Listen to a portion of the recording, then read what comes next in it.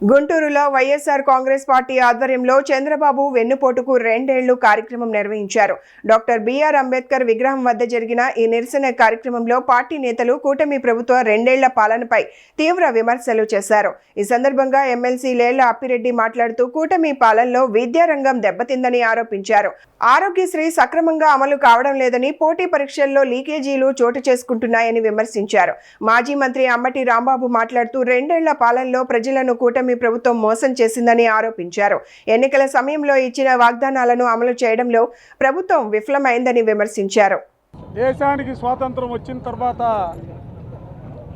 భారతదేశ చరిత్రలో 2 సంవత్సరాలు పరిపాలన చేసినటువంటి ఏ ప్రభుత్వమైనా కూడా ప్రజల మన్నన పొందడానికి సహజంగా ప్రయత్నం చేస్తున్నటువంటి పరిస్థితులు దేశంలో చూస్తూ ఉంటాం. కానీ ఆంధ్ర రాష్ట్రంలో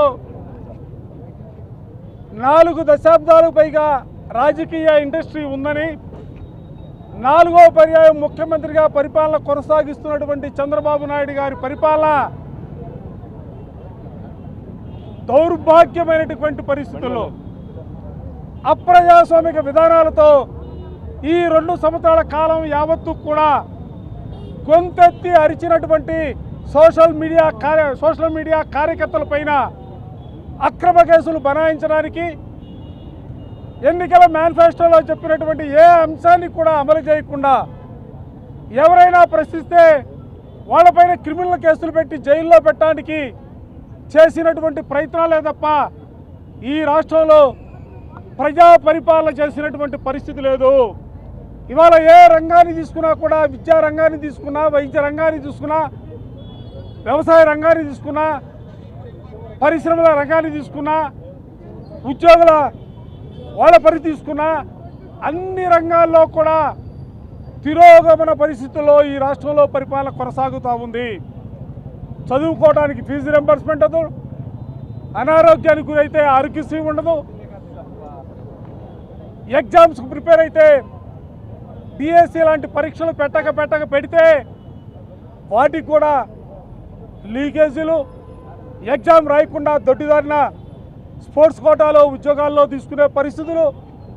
ఆ సందర్భంగా చంద్రబాబు నాయుడు గారు వెన్నుపోటుకి 2 ఏళ్ళని ఎందుకు అంటున్నామంటే, ప్రజల్ని మోసం చేశాడు కాబట్టి, వెన్నుపోటు అతనికి అలవాటు కాబట్టి, పార్టీ పెట్టినటువంటి ఎన్టీ రామారావుకు వెన్నుపోటు పొడిచాడు, అనేక మందికి వెన్నుపోటు పొడుచుకుంటూ మెట్లెక్కుంటూ అధికారంలోకి వచ్చాడు.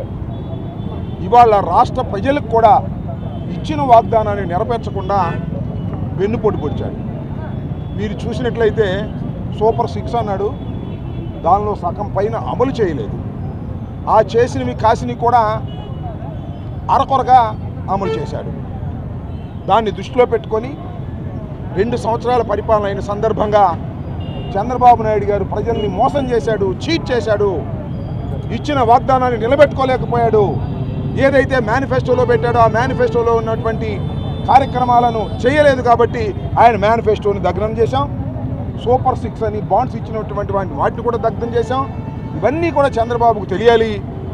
అదేవిధంగా రాష్ట్ర ప్రజలు కూడా మోసపోయామనే భావన రావాలి అనే ఉద్దేశంతో ఒక ప్రతిపక్షంగా వైఎస్ఆర్ కాంగ్రెస్ పార్టీగా 5 సంవత్సరాలు ఈ రాష్ట్రాన్ని పరిపాలించినటువంటి రాజకీయ పార్టీగా, ఇచ్చిన ప్రతి వాగ్దానాన్ని నెరవేర్చుకున్నటువంటి రాజకీయ పార్టీగా మేము వాళ్ళ ప్రజల్లోకి తీసుకువెళ్ళేటటువంటి కార్యక్రమం చేస్తున్నాం.